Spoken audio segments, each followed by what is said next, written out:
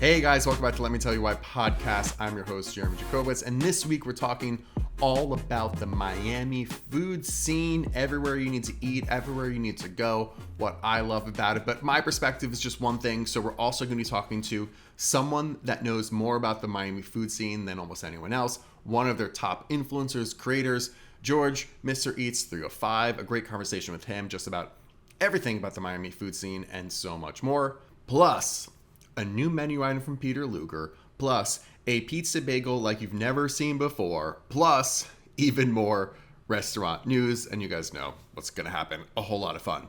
But only for you guys on jeremyjshop.com. That's where you can get all of the incredible Jeremy J merch.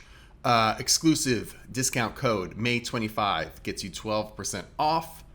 And you get 75% off. You get some on orders. Oh my God. On orders over $75, you now get free shipping. We got Let Me Tell You Why shirts. We get XL Sounds shirts. If you're watching, I got this beautiful coffee thing, mug thing. I don't know whatever you call the thing to keep your coffee cold. The ice literally stays for days in there cold, which is kind of crazy.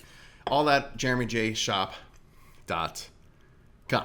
And of course, thank you guys so much for watching and listening. Last week was the highest listen to watch podcast we've done so far. You love that episode, and I really appreciate it. So keep listening, watching, keep subscribing, like this video if you're watching on YouTube, leave a 5-star review if you're listening to this on Apple Podcasts or Spotify. You get to do that now too, and I really appreciate it.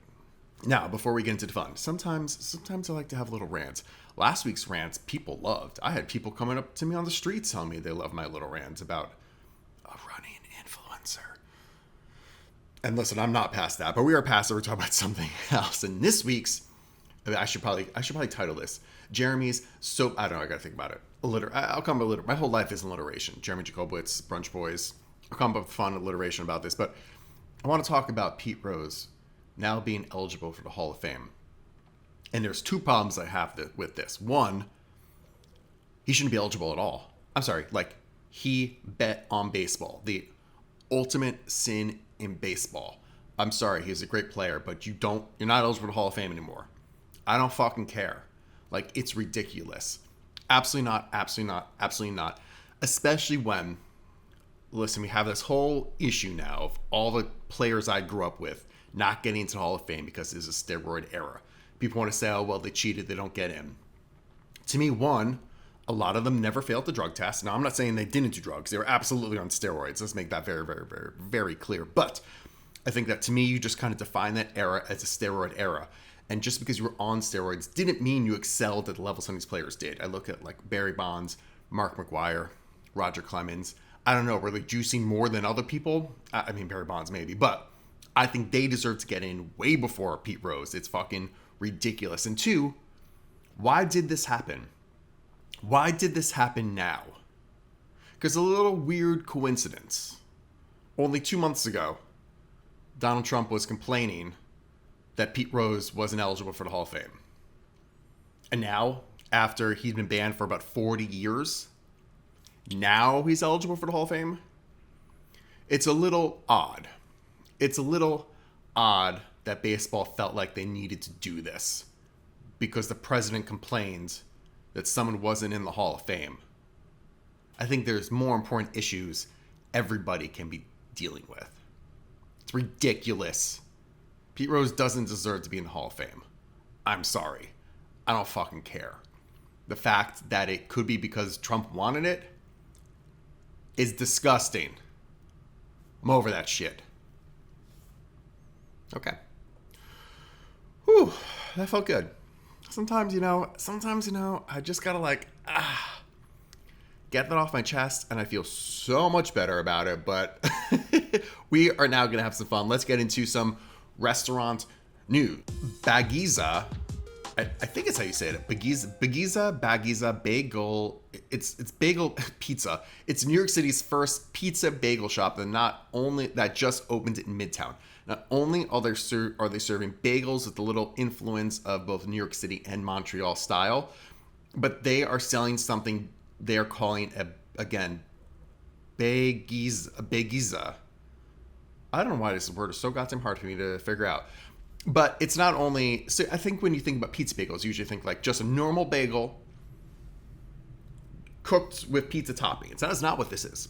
They are using bagel dough to create pizza crust. So it looks like a pizza coming out of the oven, like, you know, a round circle, whatever, but it's actually a bagel dough, which is super, super, super interesting. They also have some really interesting items on the menu in both the bagel and baguizza forms. For the baguizzas, they have shrimp toast with lemon, curry mayo, and chives.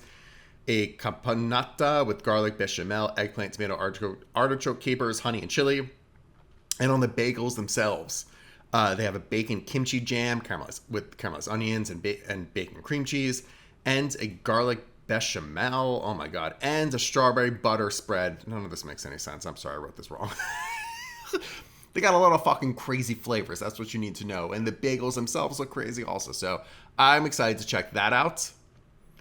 Peter Luger is launching 2 brand new items, and they don't launch a lot of new stuff considering they've been open for like 150 years. First up, they've teamed with Threes Brewing to launch a Luger Lager, a Bavarian lager that will be available at the Brooklyn and Grey Nut locations of Peter Luger and at Threes Brewing locations, which I think there are 2 of. I was just at the one in Greenpoint. And to go alongside that, they have a brand new lunch-only house-made brat that is made with pork shoulder, USDA prime dry aged trimmings, poached in that same Luger Lager, and finished in the broiler. The broiler is the greatest thing of all time. And comes served with house-made mustard and vinegar-dressed cabbage. So, new item Peter Luger. I think the last thing they did was like a year ago, 2 years ago, when they launched the steak sandwich. Did a little video on that. But yeah, they don't launch a lot, so check that out. Deluxe is a new to-go Wagyu burger restaurant opening in Soho. This is an offshoot of a restaurant in Westchester, I believe. They have a number of different burgers on the menu, the classic cheddar and garlic aioli, and the Big Do at 2 Wagyu patties with special sauce, and they'll be offering limited edition specials like a butter chicken burger and kimchi burger. These are great. This double smash looks incredible. Industry Kitchen is launching their artisanal crafted personal flatbreads. You will find flavors like caviar dreams and a truffle cacio pepe. Fancy for the summer. Bandits is becoming Bandits Burger and Dive, which will not only continue to be an amazing cocktail bar, but also now a throwback burger joint. They'll have 2 burgers on the menu, 1 thick, 1 double smash, plus a fish sandwich and with smoked trout roe tartare. With smoked trout roe tartare. Does that make sense? Fish sandwich or smoked trout roe? Tartare? What would make it tartare? It has trout roe on it. Onion rings and a lemon pepper chicken sandwich. The Bandits Tavern Burger, that's the big one, is an 8-ounce patty made with dry-aged Wagyu beef. Their B1 sauce, white cheddar, and shaved red onion. And the Double Smash Burger is a brisket blend with a special sauce, American cheese, shaved onions, and dill pickles on a potato bun. That is my ideal kind of burger. The kitchen will be open Sunday, Thursday until midnight, and Friday to Saturday you'll be able to get it till 2 in the morning. Okay, let's talk about what you might have missed that I posted in the past 2 weeks. 1, Lebanese fusion like no other. I was back at Hen House. It's been so exciting to see Chef Tony go from like Black Sea Mile End to a place in Smorgasburg to now a full-on restaurant in the East Village. Even more exciting that like everything he does now just goes crazy viral. It's insane. He had a bunch of new dishes that he wanted me to check out on top of his now viral, super viral Knafe pancakes. Check that video out. He has a new tuna melt that's launching soon. That was unbelievable that it gave me a little bit of test of, so that was great. Another fusion, new Korean fusion was one of my favorite meals of 2025. If you listen to the episode that I did on NY Kimchi, right? We talked about the izakaya upstairs, Golden Hof, and I finally got in there for dinner, and I mean, listen, that's the way I like to eat. Korean fusion is like top tier. Such a great meal. We tasted, oh my god, almost everything. So check that video out. Plus, a croissant tuna melt. Birdie Bakery opened right across the street from me here in Williamsburg, and I've now gone a bunch of times, and the thing I had my eyes on, what I had my eyes on was the croissant tuna melt. That wasn't my favorite, and I'll explain it in the video why. But there's a whole bunch of other treats that are really fantastic, and I actually want to go back and try more. They have like a chicken cutlet Caesar sandwich thing. It looks, unbelievable. So I'll definitely be back for that, but check that out. Plus, on Substack, ranking the 3 hottest jalapeno smash burgers in New York City. There's a little bit of a trend of jalapeno smash burgers in New York City, and I was like, let's just do a video. Let's rank them by heat. Let's see who brings the heat. 7th Street Burgers on there. Gotham Burger Social Club is on there, and brand new NADC is there. They just opened this week.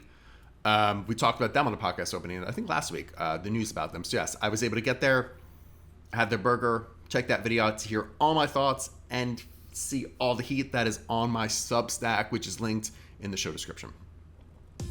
Okay, so let's talk about Miami and the Miami food scene. It's a place that I've gone back to for years and years and years. I used to have family there growing up. And now I go back every single year for the Miami Wine and Food Festival that happens every February. And it's really interesting. Now I've gone 10 years in a row there. And I think that like the food scene has just been getting better and better and better and better and better. And it's, you know, it's always been mixed of like all the traditional old stuff that was really fantastic. But then when you thought about Miami and like some of the better restaurants, I think it used to be all about like over the top, extravagant, blah, blah, blah, blah, blah, blah, blah. And it's still certainly about that. But there's also a crop of all these brand new restaurants that are just fantastic. And to see the growth of it over 10 years is amazing, to the point where then it seemed like there's a trend where like just every New York chef was opening in Miami, where now it's flipped, where so many Miami concepts are now coming to New York City. You had Q first, you have Motec opening soon, you have Skinny Louie, which is a smash burger place that I think literally just opened in New York now. So to see it grow and grow and grow is incredible. It's a super diverse area, so you get just incredible food. And if you want to see everything that I love, I made a video on YouTube, the 19 must-eat places. Now it's kind of like a wrap-up of the places I've been to in the past like 3 or 4 years. And then an even deeper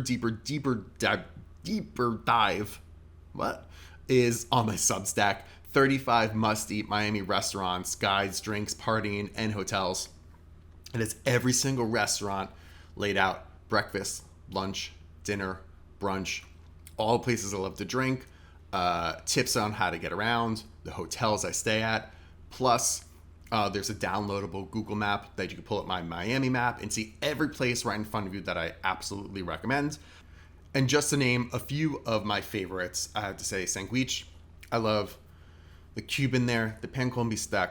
They make everything in-house. We're talking like the mustard, the pickles, like as much as they could do in-house, they do. And it is absolutely one of the best sandwiches you will ever have, and easily one of the best places. Miami. Mandolin I really love. They call it food of the Aegean coast. I got yelled at because I called it Greek. I called it both, frankly. I called it Greek food and Aegean coast. And someone's like, that's Turkey food, Turkish food. It's like, oh, they're right next to each other. That's like, someone yelling at like Italian food in New Jersey is different than Italian food in New York. Let's be serious here, but it doesn't matter what you call it. You sit outside, you enjoy the sunshine, you eat whatever you want to call the food. I'll call it Greek food. They certainly call it that as well. It's one of the best fries ever. Great salads, chicken. Like, eat healthy, have a bunch of drinks, sit outside. It's just a vibe that I love. Tam Tam, it's a Vietnamese spot that I think we talked about last week too, but like super casual. It's like one of the hardest reservations in Miami. And again, going back to that idea that like in the past, the hottest reservation in Miami was going to be some over the top crazy place. And this is not that at all. It is like a converted old like diner-esque kind of thing. It is so chill, but the food coming out of the kitchen is incredible. And then my favorite place in the whole world is Bodega. Bodega, it's a dual concept. Up front, a taco shop, pretty good food. Way better food than it ever needs to be. Tacos, burritos, chips, salsa, guac, the whole thing. It's fast casual. So 1, I get some lunch there. 2, if it's a late night, they're delivering breakfast burritos to me at 3 a.m. So God bless them. But now here's the best part. In the back, there's a porta potty. And you walk through the porta potty, you walk into this like club lounge that is my favorite place to drink tequila in the whole world. It's just like hip hop music and good vibes and all the tequila ever. And one of my absolute favorite places to drink. I love it there. They've expanded ever. They're in Chicago. They're in DC. They're all over Florida. they are expanding everywhere, but that South Beach location has a special place in my heart. So I always try and get there to drink at least once when I'm in Miami. But I wanted to dig deeper into the food scene because, listen, my perspective is very much of a tourist coming down there, a visitor coming down there. But that is why we're talking to George Arango, aka Mr. Eats 305. He is one of the best food creators in Miami, born and raised. No one knows the culinary scene more than him. And when I'm going to Miami, I actually use his recommendations usually first, either just like going through his stuff. I can DM him. And, you know, really just like he has such like a good pulse on sort of like a whole array from top to bottom what's happening in Miami. And if you want to see all of his recommendations, check out MrEats305.com, where he has everything laid out on an incredible map with everything broken down by cuisine, neighborhood, his personal favorites, and even more. So let's talk to George. All right, so 2025, I feel like nobody knows Miami food scene better than you. Like, what's the state of the union for restaurants in Miami right now? So Miami's it's kind of tricky in the sense of you don't have this big boom of all these restaurants coming in. You're now seeing some of those restaurants close, but then the local spots kind of thriving and maybe opening up a second location. So you're familiar with Jaguar Sun and then Sunny's, and then now they also have vice versa. Then you have Pablo from Zitsum opening up Dojo Izakaya in the Gables. Then you have Machialina team opening up Barbuche. So you have all the local homegrown Miami chefs now opening up second, third ventures. And I find that amazing. Yeah, that's awesome. Yeah, and even like I feel like for so many years there's like a lot of New York stuff coming to Miami, and now like Miami stuff coming to New York, Yeah. which is crazy. Pura Vida, Motec, Skinny Louie's, all Yep. the, You was like the smaller. first Yeah. one to come. Yeah. Yeah, we're stealing some of your good stuff. Totally. Totally. What's something like what do you think is something surprising about the Miami food scene that people don't realize? That it's more spread out than people may think, that everything is not great on South Beach or Miami Beach. And Mhm. you know this, that you kind of have to go more inland, and the more west and south you go, the more diverse, the more authentic, the more mom and pop, the more suburbs you'll find. So it's similar to LA in the sense of you need a car to navigate Miami, and especially if you're trying to find the best bites. That's the biggest thing that people don't realize, that they think they're just coming to visit Miami and it's the poppy steaks, the carbones, but it's a lot more than that, you know? Yeah, and I think like that's sort of like what I try and like preface my guides with is like as much I think so many of my trips are there focused on going to like the Food and Wine Festival. So I'm sort of like stuck on South Beach a little bit where like, yeah, if you're just gonna be on South Beach, there is stuff, but there's so much more too. And like I'm limited because of my time because like it is a fucking pain in Hmm. the ass sometimes, especially at night. Like I had a reservation at Sunny's um And you missed it? this past February. Well, what happened was I kept looking like how long is it going to take me. It said like 45 minutes or whatever. I'm like, that's fine. Who cares? But then that was the night Trump rolled into town and they shut down every road and it was two Yeah. hours. And I was like, I can't wait. I can't sit 2 hours in traffic to go to eat dinner. So unfortunately I missed it because I feel like that's like, I mean, there's a million restaurants I miss, obviously, but in terms of like the places everybody recommended me, that's like the one I missed, which is like fair to call out, I guess. Yeah, and I think that's the one that, from top to bottom, hospitality in a nutshell, I think they're doing the best job. So not just service, but atmosphere, experience, the whole full package of what hospitality comes and brings. They're doing, to me, one of the best jobs. Yeah, which I think is like such a good and interesting turn in Miami because I think for so long you always had local stuff in Miami, obviously, Mhm. but then I think that like what it became known for, especially for people traveling down, there were like these giant, big, extravagant things that like the food wasn't bad, but like it wasn't. No, you don't go there for the food, No, you're going for the vibe, you're going for the party, you're going for the Miami, which right? I love Miami because anything you're looking for, they have it available here for you. So if you don't want to touch any of that, you don't need to. You can go into mom and pop restaurants every single day. But one weekend you do want to, go crazy, and, you have friends in town, that might be the spot or those spots that you're going to. Is there one that like I feel like there's so many places in New York City where it's like I see other people going and it drives me crazy. I'm like, oh, you went there? I'm like, that place sucks. Like, is there a place that like feels like you see like tourists coming or other influencers coming and you're like, ah, there's so many better places and you went there? I don't like talking bad about it, about restaurants, because it's not that they're bad. Of It course, really isn't. of course, yeah. It's not for me. Right, of course. And I don't think Kiki on the River is for me. Fair. Yeah. I I've been once, twice. It's fine. It's really not And bad. saying that, it's a blast. Like, I understand why you say that. It is a giant. If you're like, I'm, especially like all these girls that go in big groups, like, if you need a giant group dinner and it's beautiful and you're outside and it is a fucking Yeah. scene, great. But, like, yeah, Yeah. of course, like, not for you. Okay. It's still a place where I recommend when people are looking for that. Yeah, exactly. Exactly. So, but that's just not for me. So when they're short on time and they want good food, I'm like, all right, this is the list for good food. This is the list for party. Yes. Pick and choose. It's up to you. And yeah, I mean, I tell that to people all the time of like, when they're like, that wasn't the best of whatever. Why did you recommend it? And I'm like, but that's not always what I'm looking for. Like, I live in New York City. I don't have to leave to get the best of basically anything. Like, when Hmm. I go to places, I want to experience those places and have like a unique experience beyond the food, or have it like say something about that place where I'm at rather than like, this is the best technical of this thing. Cause I think like that's so like, I don't know, that changes from person to person, but like a unique experience truly is a unique experience. Yeah, and that goes to like how we post things on our channels. I'm not posting something because I think it's the best of that cuisine in Miami. I'm posting it because, hey, you might live around the corner and haven't tried this spot out, and it's actually pretty good. Yeah. I So mean, like I'm just putting it on notice, and if I do claim something is the best, know that I have tried 40 other spots prior to it at least, mhm. and it's my favorite. Right.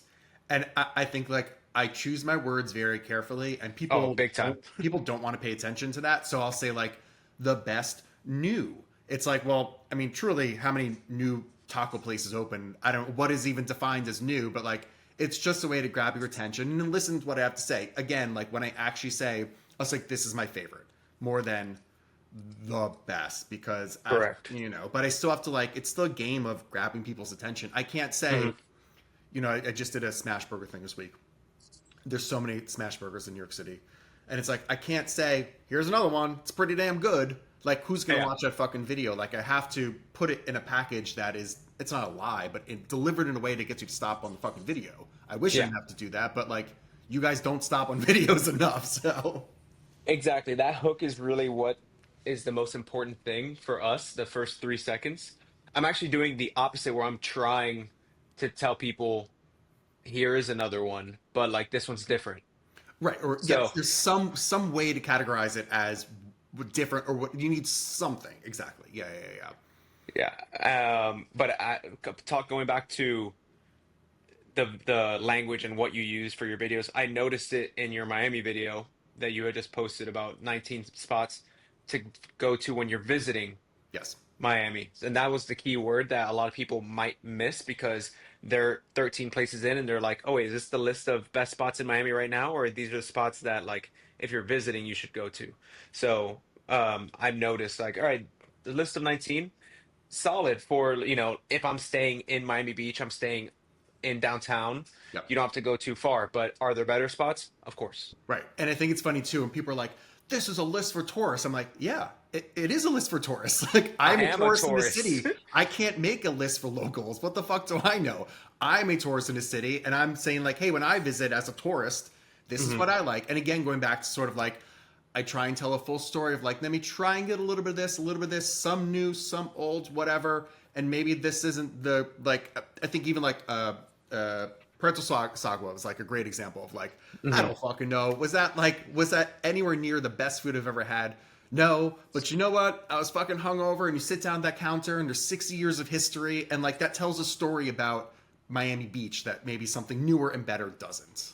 No, I think that's a great addition for the video that you are making. Right. Is someone who lives in West Kendall going to drive 45 minutes to eat Cuban food? No. Right. So it all depends, but I think that kind of it happens because of the algorithm. Right.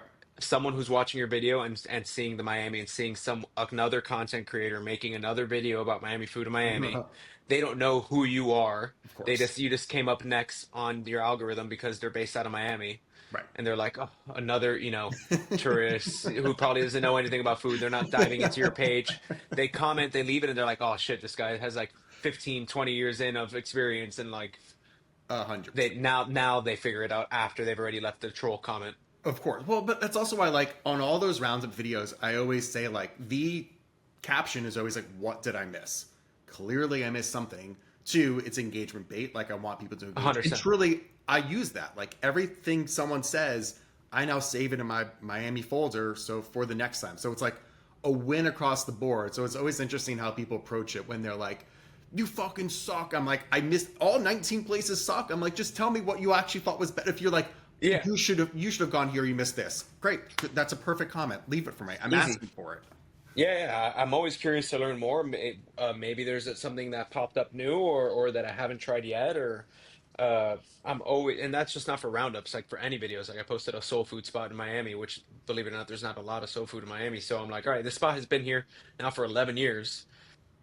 Is it the OG? Are they the best? Mm-hmm. Let me know. And they're Right. like, oh, this place has fallen off. I'm like, yeah, it probably has in at some point in the 11 years, and then it's getting back up with me trying it. Hopefully, I thought it was fine, so I shared my experience. Right. Yeah. Yeah. I mean, I think people. I mean, listen, it's our jobs and we take it very seriously, but also think it's a level of like it's food, and like Yeah. we're just we're trying to help out and share what we like and talk about these places and at the end of the day, like I don't know, maybe you help that place and like I don't know, you helping that restaurant is more than some better than one person getting upset because they didn't like it or whatever the hell.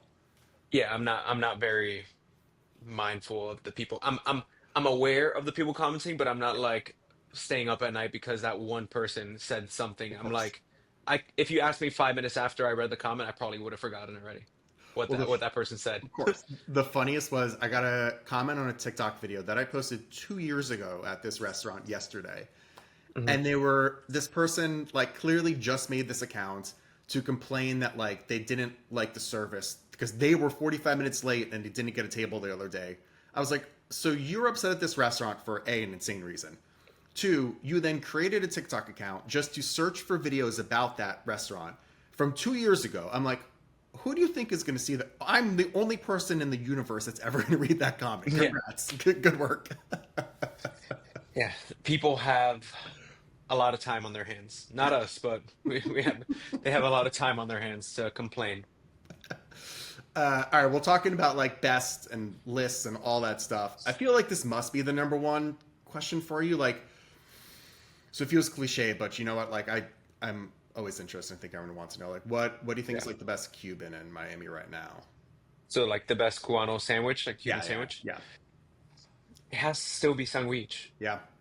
It still has to be. People that are locals want to hate on it because so many tourists go to it, and it has a more modern and Americano approach to it. So it doesn't feel as gritty and authentic. But to me, consistency is the number one thing. And their bread is always consistent. Their proteins always have a bunch of flavor that they're doing in-house, and the cheese and the sauces. So like, what more do you want from a place that is being consistent and providing a good product? With a Cuban sandwich, I think they're number one. But there are different types of Cuban sandwiches. So there's like the Yes. cubano, and there's like a pan con lechon, the pork Mhm. sandwich.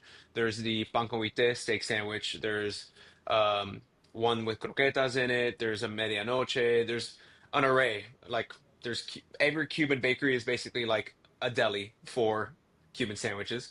So you have a to pick and choose from different ones. And then once you start diving into different styles of sandwiches, I think there's different spots doing better or different types of those sandwiches. Yeah, I know people always get confused because I try and like quote or make it make sense where it's like a Cubano Cuban sandwich or just like Cuban sandwiches.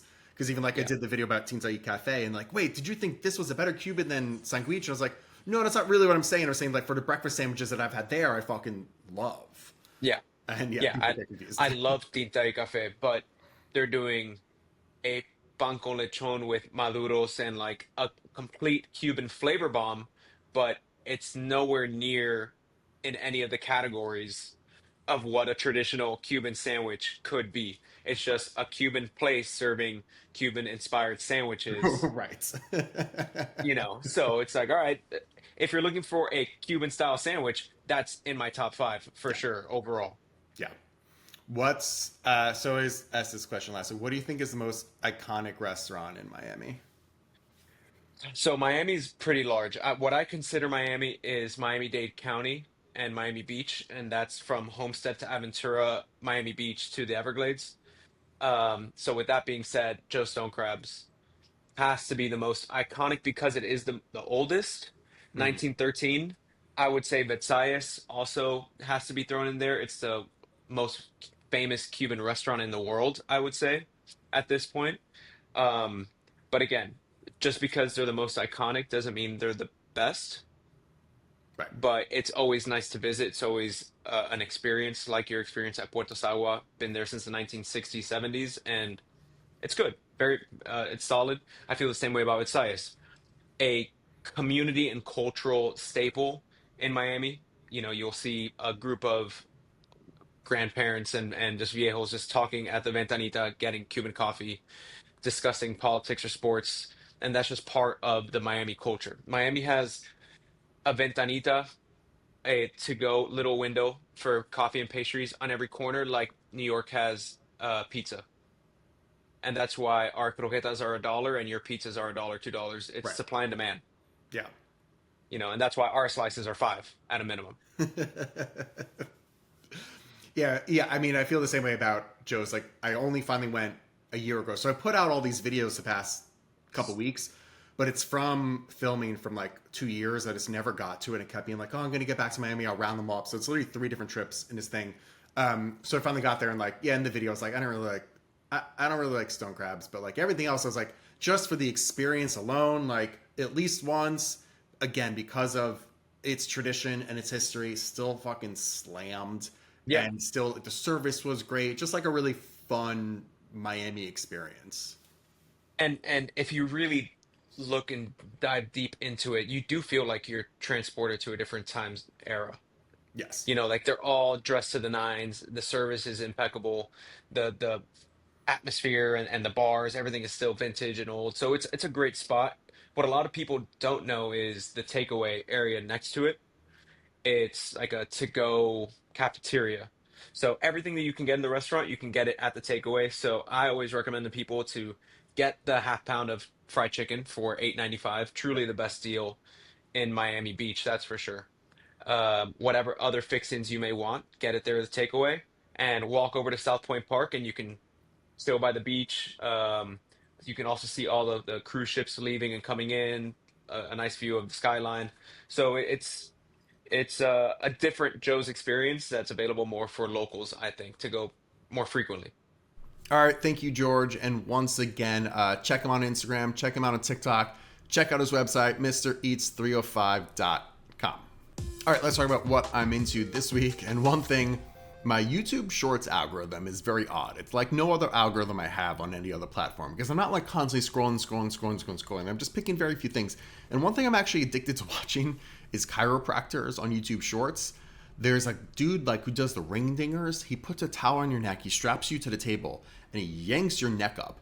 And like every video is like, this person hasn't been able to walk in 15 years, and then they do it, and like, oh, they're like shaking and crying, and then they're like, wow, I could walk again. It's incredible to watch.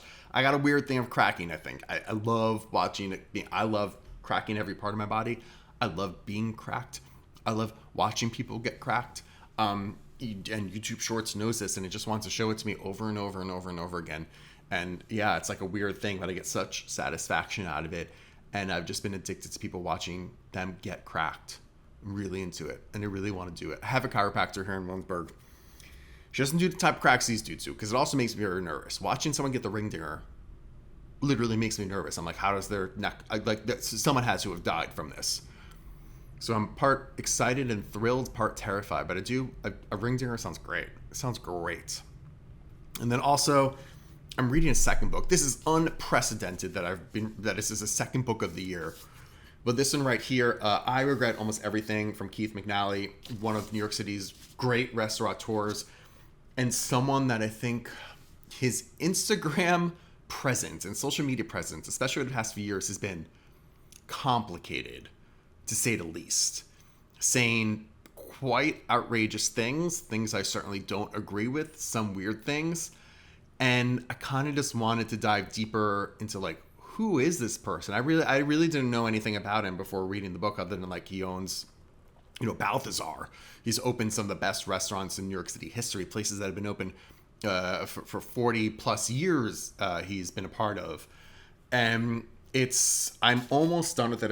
I finished almost the whole thing in about 24 hours, so easy, quick read, which I always love. But certainly a complicated person. Certainly someone I'll spoil this way, and I guess trigger warning for things. So we got to do that now in 2025. It starts off with him trying to kill himself. He is someone that went through a stroke that clearly changed a lot for him. And maybe that's where I don't know. I mean, I'm not done yet with it. I got just a few pages left, basically, maybe a couple chapters. But a fascinating read of someone who has lived one of the most extraordinary lives, and I had no idea. It's really, really wild, really crazy, and yeah, really, really recommend that book, the Jeremy J Book Club. Who would have known? We got two things in it this year. That's crazy. But anyway, thank you so much for watching. Subscribe, like this podcast, share this podcast, do all of those things because I love doing this podcast and it's really, really helpful. Oh, leave a 5-star review. And I'll see you guys next time.